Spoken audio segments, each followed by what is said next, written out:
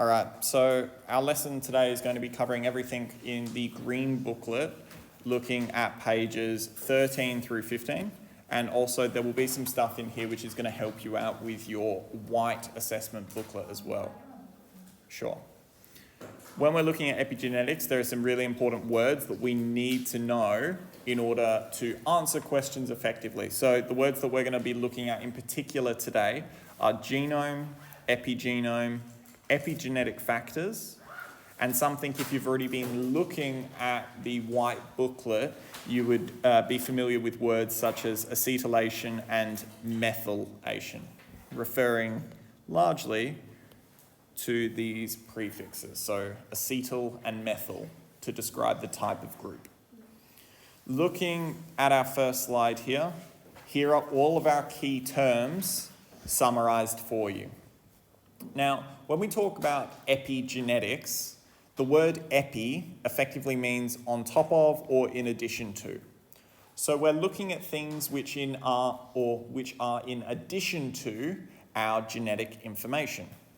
As a consequence, epigenetics itself is the study of changes in gene expression or protein synthesis that occur without altering the genetic code or the sequence of bases. So again, epigenetics is the changes in gene expression without altering the genetic code, without altering our sequence of nucleotide bases. And yet protein synthesis and gene expression has changed. So we'll talk about what these are. But largely, we understand them currently to be things like environmental factors. Things in the environment which are having an effect on us.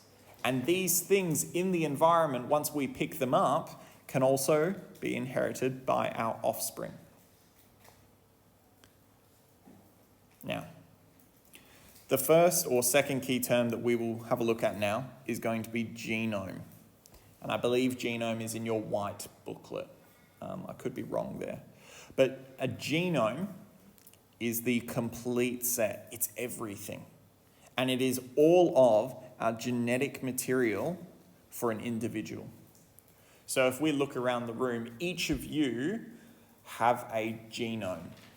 Each of you has a complete set of genetic material. But we also have larger groups where we could say things like the Human Genome Project, which was a big study conducted about 20 years ago now. And the Human Genome Project was responsible for collecting the genetic material found throughout the human population, so not just an individual. An epigenome, in orange now, is in addition to or on top of our genome itself. It is the sum or all of the chemical modifications made to our DNA that have altered our gene expression.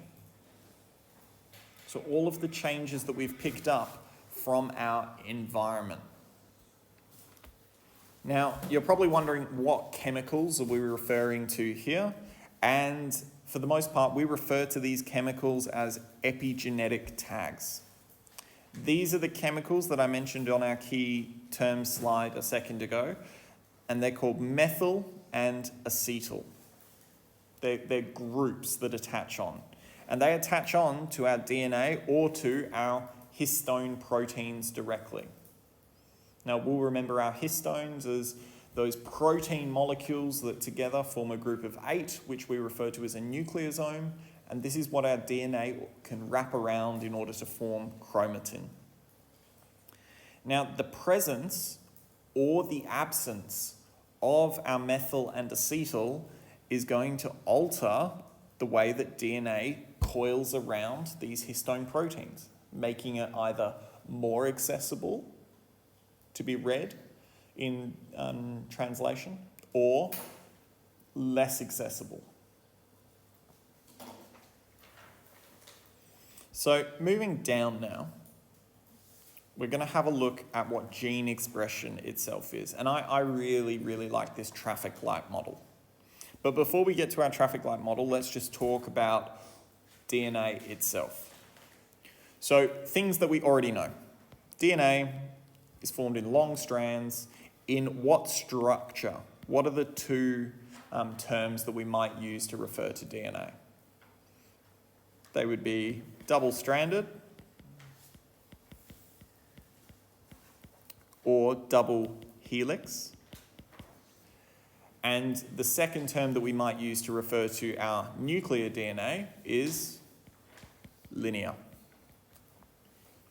Now, we also know, and we've just mentioned, that these long strands of DNA are tightly coiled around histone proteins. And I'll edit this one on the slide. Now that should be coiled here. And we refer to that as chromatin. We've seen that word a few times now. Gene expression itself, I'm going to put this in green because this is the important part for us.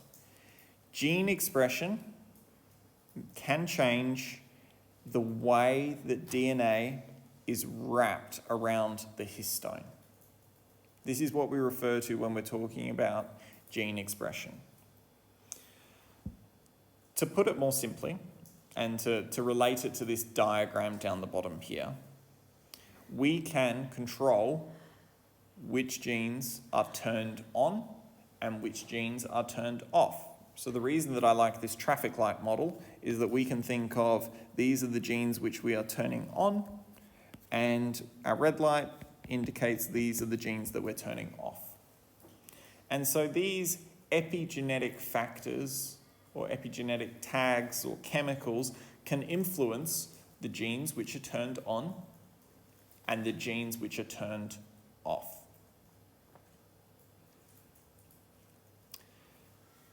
So let's dive now into these two key terms. Now I'm going to switch between yellow and blue here when I'm describing methylation in yellow and acetylation in blue. And you'll see that our acetyl group down the bottom here is in green. So you know what? I'm going to highlight all of my acetylation in green, and I will highlight all of my methylation in orange. Now, what do these key terms mean? Methylation is simply the addition of a methyl group to our DNA molecule or to our histone protein.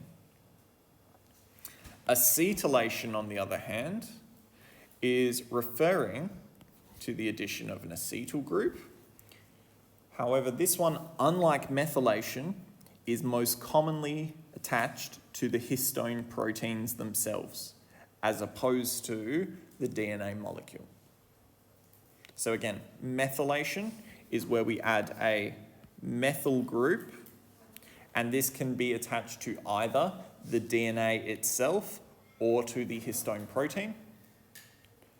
Acetylation is the addition of an acetyl group, and instead of being wrapped around DNA, it is most commonly found wrapped around our histone protein. So I'll just highlight that in orange down the bottom here, our methyl groups as well. Now, this diagram's just been taken from your textbook. There's nothing particularly special about it. But what it does show is how tightly this DNA is coiled. So if we zoom in a little bit here and we have a look at our acetyl group first, so the top part of this diagram, it shows us that transcription is possible. Transcription is possible because we now have our DNA being unwound a little bit, thanks largely to these histone proteins, which are more spread out. And this occurs thanks to the addition of the acetyl group. We can see the acetyl groups in green, these green dots throughout the diagram. The opposite happens when we add a methyl group. When we add a methyl group, you'll see that it states here down the bottom that transcription is impeded. And the reasoning for this is that when we add that methyl group, we can see that these histone proteins don't have as big a gap in between them. It becomes much harder for transcription to take place. Much harder for helicase to fit in there, much harder for RNA polymerase to fit in there. It can't do its job as well.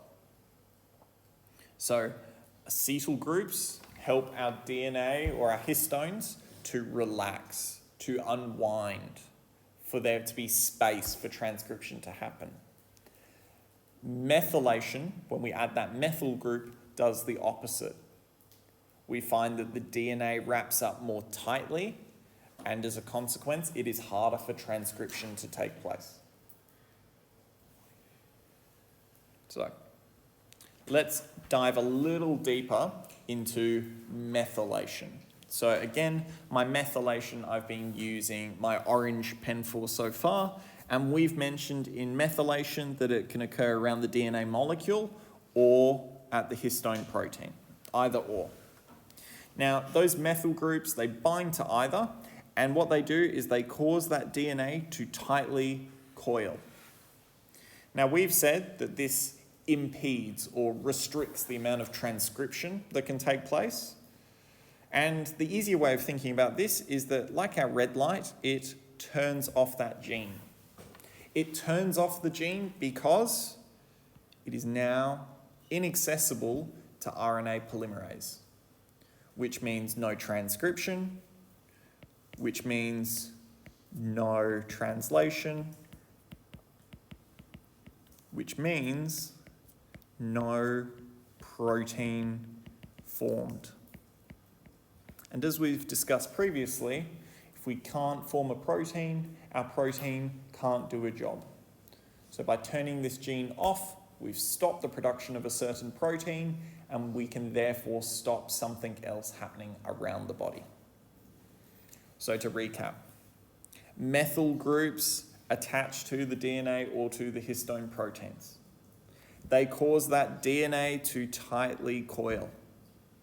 This, in effect, turns off a gene, making it inaccessible to this enzyme RNA polymerase, which we know is important in transcription. This means no translation, and as a consequence, no protein is formed. Moving on down, we get to the last part of today, or the last key idea anyway. And this one here is our acetylation. Now, as we've mentioned, our acetyl groups don't like to bind to the DNA so much, they like to bind to histone proteins. That's a key difference. Our acetyl group, unlike our methyl group, likes to help our DNA to relax, likes to help our DNA to unwind. The consequence of this, it turns on our gene, and it makes sure that that DNA is therefore more accessible to RNA polymerase, allowing for easy transcription, which in turn, as we've done on our last slide, is going to promote translation or allow for translation to occur following transcription, and it is going to lead to protein synthesis or protein creation. Now, how does this work? I've included it in the diagram below. Acetylation effectively adds a negative, I should do this in green. Acetylation adds a negative charge to our histones, and it allows that chromatin to open up, allowing for RNA polymerase to come in and that transcription process to occur. So, to sum up, when we talk about our methylation, just checking methylation, I've done in orange. When we're talking about methylation, I'm going to use orange to continue on here, but when we have a really, really important gene, so a gene that is essential, it is not going to be methylated. We don't want to turn off important genes. What we do have throughout our genome, so a genome being our set, our complete set of all of our genetic information, is we also have these things called inactive genes. And inactive genes are usually going to be methylated. And what this does is that they occur in particular cells and they suppress their expression to a particular cell. Now, while our DNA methylation itself is involved in the normal control, and I do highlight normal control, it is normal, okay? changes to methylation, so either an increase or a decrease, could lead to silencing genes or promotion of genes that we perhaps don't want to promote. So it's really important that DNA methylation itself occurs in a normal range or a homeostatic range.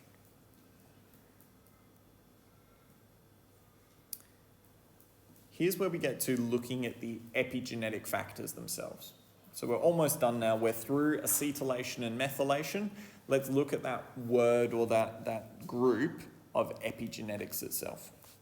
So the first key part for us, I'll switch back to yellow here. Our epigenome, as we've previously mentioned when we defined it, can be changed by exposure to certain environmental stimuli. So things in the environment. So some examples of these things in the environment include stress. We are well aware that stress, not just the stress that you might be feeling the day before an exam, but maybe work stress or stress involved with things in your life or stress involved with strenuous exercise and things like that, can affect your genome or your epigenome specifically. We also know that diet has a really big role, and this is what you've been looking at with your mice and the agouti gene in your white booklet. And we also know that certain toxins, certain drugs affect your epigenome as well. How do they do this though? This is the important part. This is where we come back to this box in the bottom left-hand corner. It is because each of these things, so things like our stress, our nutrition, whether or not we're taking in certain drugs or toxins, can cause additional methylation or acetylation. And as we've just discussed, if we have additional methylation or acetylation, it is going to impact our transcription and our translation process, either promoting or inhibiting the expression of a gene. So to recap, our genome can be changed by things in the environment, but it is not changing the individual bases. It is just changing whether or not they are turned on or off. Things which can impact what genes are turned on or off are things like stress, nutritional factors, or even toxins and drugs as well. There are many other examples as well. So to summarize, on our last page here, we have a number of impacts of, firstly, DNA methylation, and just to check my colors from earlier, methylation in orange, so we can have our DNA methylation, or we can have histone methylation. And as we've discussed, we tend to only see histone acetylation. Each of these diseases represented in this column that I'm highlighting in yellow are caused by different genes, and whether these genes are methylated or not methylated, or have they got acetylation. And lastly, on the right-hand side, we have the consequence of each of these methylations or acetylations. So, why is this entire thing important?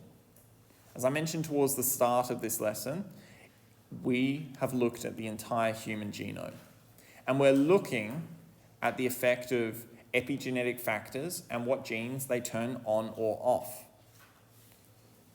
If we can understand which genes are turned on and off, it can help us to prevent or cure certain diseases by perhaps reversing the changes which have been made to our genes themselves and whether or not they're expressed.